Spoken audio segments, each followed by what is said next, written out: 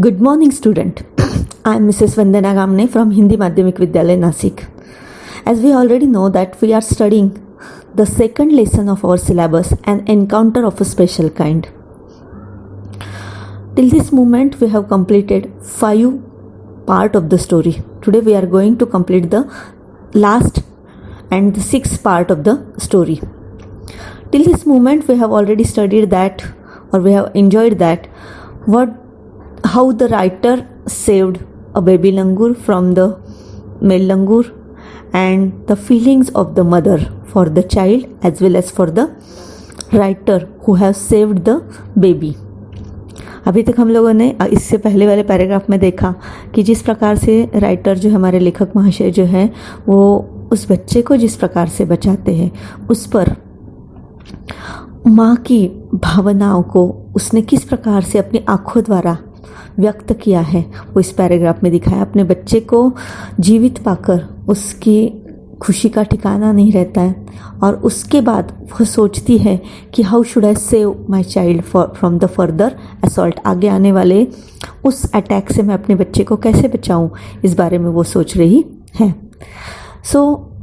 आगे हम लोग नेक्स्ट पैराग्राफ जो है हमारा लास्ट सेक्शन जो है स्टोरी का, जो कंक्लूडिंग सेक्शन है, वो अभी कंप्लीट करने जा रहे हैं. एज यूजुअली आप पेज नंबर 11 पर ध्यान दीजिए. लास्ट पैसेज नहीं है, लास्ट पार्ट है स्टोरी का. फॉर अ फ्यू सेकंड से मैं शुरू कर रही हूँ. एज यूजुअली आपको फिर से क्या करना है कि लाइन पर हाथ रखना है. So now I am starting to read the paragraph. Just focus on the paragraph. For a few seconds, the mother langur looked straight into my eyes.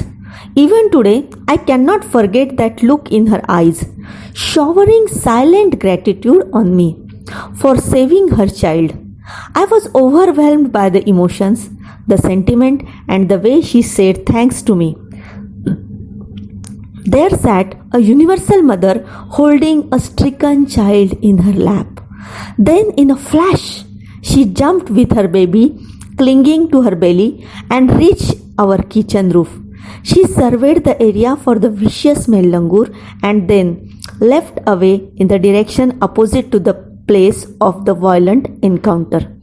The brief meeting with the mother and the baby langur convinced me that interspecies communication and mutual trust is indeed a reality. And should anyone strike the right chord, the relationship hums into action. The mother langur showed me that food was not the only means of communication between man and animal, but that there were other means of establishing a bond through trust, compassion, and mutual understanding. 50 years have passed since that day. I am now 70 years old. But I still fondly remember that encounter of a special kind. Story यहाँ ख़त्म हो रही है. I hope कि while reading the passage you must have understood the whole passage. समझ में आया होगा. Still the next activity which you have to do is you have to read the paragraph silently for proper understanding, and while reading it silently you have to underline the difficult words. As usually, I have made a list of difficult words for you. The difficult words, look there, the list is there. difficult words की तरफ ध्यान दीजिए. First difficult word है मैंने लिखा हुआ universal. Universal का मतलब क्या है? वैश्विक. वैश्विक का मतलब क्या है? सारा, जागतिक, सार्वत्रिक, दुनिया, सारी दुनिया से संबंधित. ग्रैटिट्यूड. ग्रैटिट्यूड का मतलब क्या है? कृतज्ञता का भाव. ओवरवेल्म्ड. ओवरवेल्म्ड होना मतलब दिल भर आना. हमारा जो मन भर जाता है ना कुछ अच्छी बातें देखकर, उसे क्या कहते हैं? ओवरवेल्म्ड कहते हैं. स्ट्रिकन. स्ट्रिकन मतलब बहुत तकलीफ में जो होता है उसे क्या कहते हैं? स्ट्रिकन कहते हैं.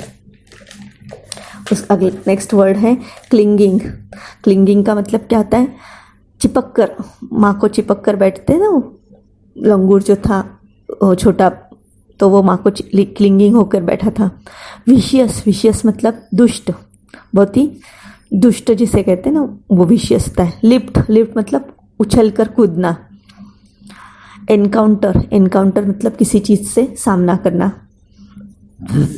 इंटर स्पीशीज मतलब दो जातियों के बीच का, दो अलग अलग जाति प्रजाति जैसे हम लोग कहते हैं ना, उनके बीच में जो संवाद होता है, जो बातें होती है, उसे क्या कहते हैं? इंटर स्पीशीज कहते हैं।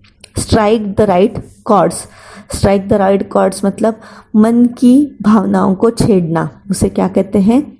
Strike the right chord. Hums मतलब सुर मिलना, और कंपैशन मतलब दया, अनुकंपा जिसे बोलते हैं ना हम लोग, काइंडनेस, फीलिंग ऑफ काइंडनेस, वो कंपैशन होता है। तो बच्चों, इस प्रकार से हम लोगों ने डिफ़िकल्ट वर्ड्स की लिस्ट बना ली है। अभी आपको इन सारे डिफ़िकल्ट वर्ड्स को अंडरलाइन किया जगह पे मीनिंग लिखना है। Again you will have to read the whole paragraph, you will understand the whole paragraph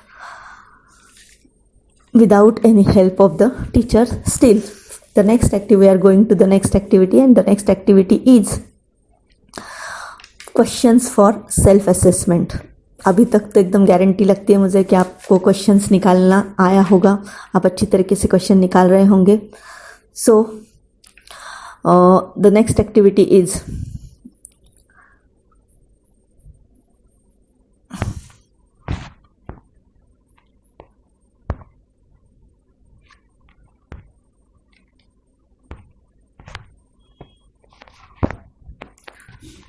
So the next activity is forming questions. The first question I have already made for you. What did the writer cannot forget? Writer जो है, हमारे लेखक महाशय जो कुछ forget नहीं कर रहे। forget मतलब नहीं भूल रहे हैं। क्या नहीं भूल सकते ज़िंदगी भर के लिए? देखो, फर्स्ट पार्ट में ही है इसमें। For a few seconds the mother langur looked straight into my eyes. कुछ सेकंड के लिए जो मदर लंगूर थी उसने स्ट्रेटली किसकी आंखों में देखा? राइटर की आंखों में देखा। Even today I can not forget that look in her eyes. और वही जो लुक था, जो दृष्टि थी, जो उस माँ ने राइटर की तरफ जिस दृष्टि से देखा था, वो राइटर कभी भी नहीं भूल सकता, क्योंकि it was showering silent gratitude. जो क्या कर रहा था? शॉवर कर रहा था। शॉवर मतलब ये कर रहा था, शॉवर कर रहा था मतलब ऊपर, आपके ऊपर उड़ा रहा था। क्या उड़ा रहा था? Silent gratitude. साइलेंट मतलब बहुत ही शांत मन से जो कृतज्ञता का भाव है, वो भाव वो दिखा रही थी अपने आँखों से on me for saving her child. किस लिए? क्योंकि उसने उसके बच्चे को बचाया गया था, इसलिए वो अपने आँखों द्वारा बहुत ही अच्छे कृतज्ञता वाले भाव दिखा रही थी। And that feeling, that thing writer can not forget forever. Now tell me, next question is how did the writer feel? और जब ये भाव राइटर ने देखा कि एक माँ ने उसकी तरफ जो आँखों से देखा था, वो जो दृष्टि थी, वो देखने के बाद how did the writer feel? Writer को कैसे फील हुआ? फील मतलब महसूस हुआ। देखो, उसी के आगे का क्वेश्चन से जवाब मिल रहा है। I was overwhelmed by the emotion. मैं उस इमोशन से क्या हो गया? ओवरवेल्म्ड हो गया। ओवरवेल्म्ड होना मतलब क्या है? मेरा वो भावनाओं से मैं पूरी तरह से भर गया, दिल भर आया मेरा। I was overwhelmed by the emotions. उन भावनाओं से मैं दिल भर आया। द सेंटिमेंट्स मतलब फिर से भावनाओं से मैं पूरी तरह से मन मेरा भर गया। And the way she said thanks to me, ये सारे की चीज़ों से उसका मन क्या हो गया? भर गया। सेंटिमेंट्स से, ओवरवेल्म्ड इमोशंस से वो पूरी तरह से भर गया। Because the mother was saying thanks to the writer. There sat a universal mother holding a stricken child in her lap. और उसे लगा कि who was sitting there? The mother. She was a universal mother. She was not only a langur mother, but she was a universal mother. Universal mother कहने का मतलब क्या है कि यहाँ पे वैश्विक माता बैठी थी। कहीं भी जाओ दुनिया में, माँ ही होती है, जिसके आँखों में हमेशा आपको प्यार ही दिखेगा, कृतज्ञता ही दिखेगी जब उसके बच्चे को कोई बचाता है। तो माँ, वो किसी भी प्राणी की, पशु की हो, वो माँ ही होती है। इसलिए कहा, राइटर ने कहा, there sat a universal mother holding a stricken child in her lap. उसकी लैप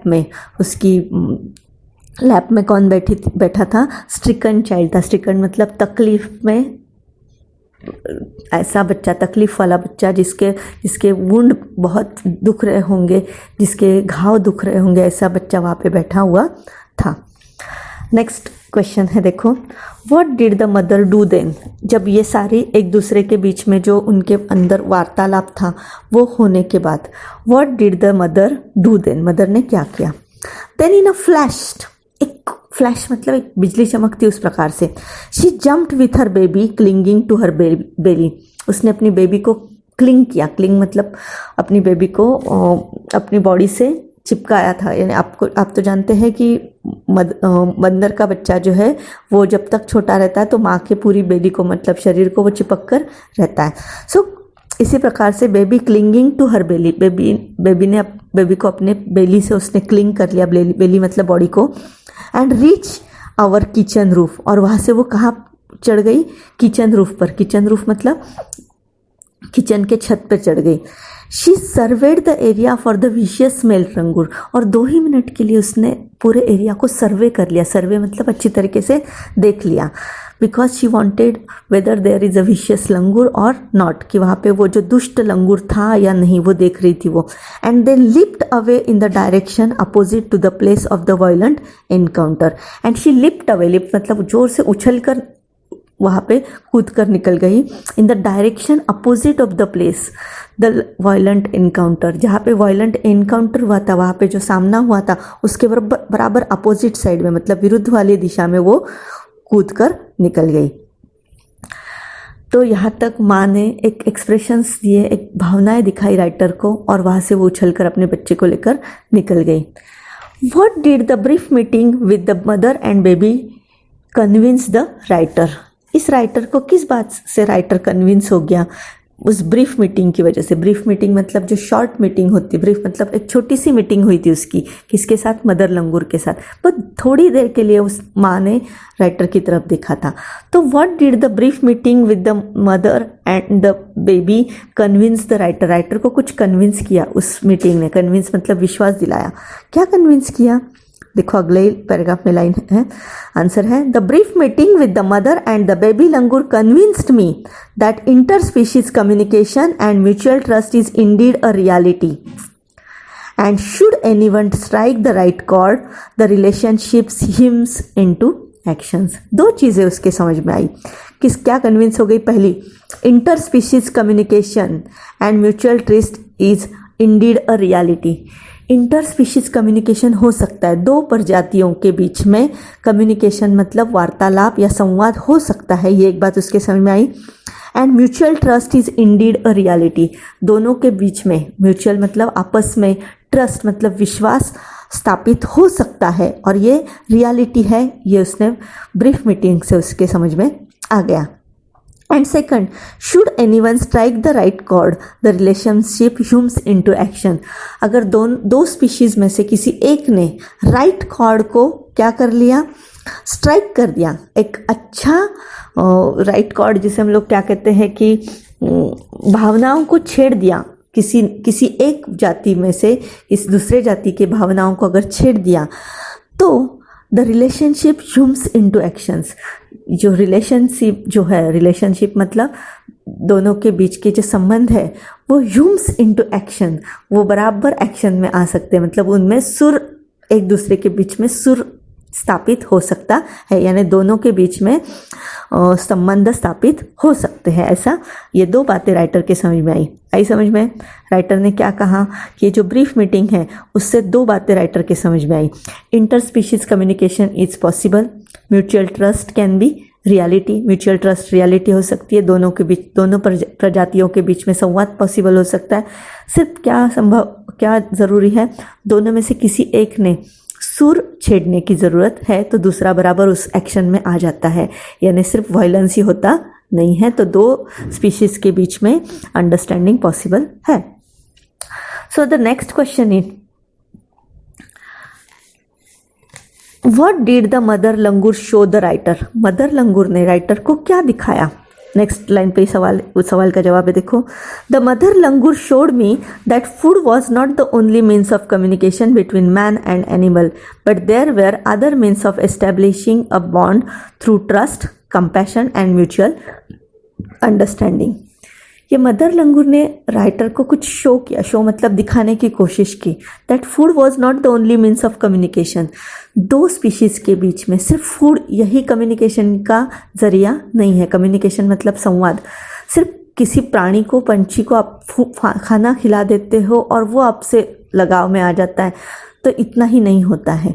तो क्या किस बात की ज़रूरत है? सिर्फ फूड की नहीं होती है मैन एंड एनिमल के, but there were other means of establishing a bond. लेकिन दूसरे मीन्स भी है, दूसरे साधन भी है कम्युनिकेशन के, संवाद के। और ये बॉन्ड, संवाद, ये जो दोनों के बीच में बॉन्ड हो सकता है, वो कैसे? थ्रू ट्रस्ट, ट्रस्ट मतलब विश्वास, कंपैशन, कंपैशन मतलब दया, और म्यूचुअल अंडरस्टैंडिंग, एक दूसरे को समझने की कोशिश हम दो जातियों ने की। तो दो जातियों के बीच में म्यूचुअल अंडरस्टैंडिंग या फिर बॉन्ड तैयार हो सकता है। ये किसने दिखा दिया? उस मदर लंगूर ने दिखा दिया, क्योंकि उसने बच्चे को बचाया था, तो उसकी वजह से कंपैशन आ गया, ट्रस्ट आ गई और म्यूचुअल अंडरस्टैंडिंग थी। इसी से पता चलता है कि बंदर और मानव के बीच में जो बॉन्ड तैयार हुआ वो किस वजह से तैयार हुआ था कि how the writer save the child. Child को उसने जब सेव किया तब वो माँ को, राइटर के लिए क्या तैयार हो गई? एक अलग सी भावना तैयार हो गई, यानी दोनों के बीच में एक म्यूचुअल अंडरस्टैंडिंग या interspecies communication was possible. Next question is how many years have passed? 55 years have passed. कितने साल बीत गए हैं? 55 साल बीत गए हैं सिंस दैट डे, तब से आज तक। And last question, what did the writer remember? और 55 साल हो गए और राइटर को क्या रिमेंबर है? I am now 70 years old. Writer की उम्र क्या है आज की 70 years. But I still fondly remember that encounter of a special kind. और आज भी मुझे वो जो एनकाउंटर है, वो जो सामना है, स्पेशल काइंड का था, क्योंकि मैंने सिर्फ वो बंदर को बचाया ही नहीं था, तो मुझे उस माँ का प्यार, कंपैशन, ट्रस्ट उसके बदले में मिली थी, और वो बात मैं ज़िंदगी भर के लिए नहीं भूल सकता। बहुत ही सुंदर कहानी थी तपन मुखर्जी द्वारा कि inter species communication is possible. दो प्रजातियों के बीच में कम्युनिकेशन हो सकता है अगर हम लोग स्ट्राइक द राइट कॉर्ड किया, अच्छी तरीके से सुर अगर छेड़ दिए तो संभव है। सिर्फ हिंसा ही नहीं, प्यार भी संभव है दो कम्युनिटी के बीच में। तो इस प्रकार से राइटर ने हमारे सामने इंटरस्पीशीज कम्युनिकेशन के बारे में एक बहुत ही अच्छी कहानी, एक अलग प्रेजेंटेशन के रूप में रखी थी। आई होप कि you must have understood the whole story. अब इस पर आप बोर्ड पैटर्न के क्वेश्चंस कर सकते हैं जो मैंने दिए है, उसके अलावा भी आप बना सकते हो। पूरा लेसन अपना ख़त्म हो चुका है। अब भी नेक्स्ट एक्टिविटी जो आपको करनी है, after completing this part of the story, you have to read the whole story from first line to end, and then you will understand that you can make a simple sentences of your own. You can write down few answers by your own way. तो ये सब बातें संभव होगी आपके लिए, इसलिए शांत मन से पूरा पैराग्राफ पढ़ेंगे, पूरा पैराग्राफ, उसके बाद पूरा लेसन पढ़ेंगे, और मुझे पूरा विश्वास है कि इसके बाद आपको अच्छी तरीके से लेसन समझ में आएगा। थैंक यू बच्चों। कल हम लोग दूसरी बात शुरू करने वाले हैं।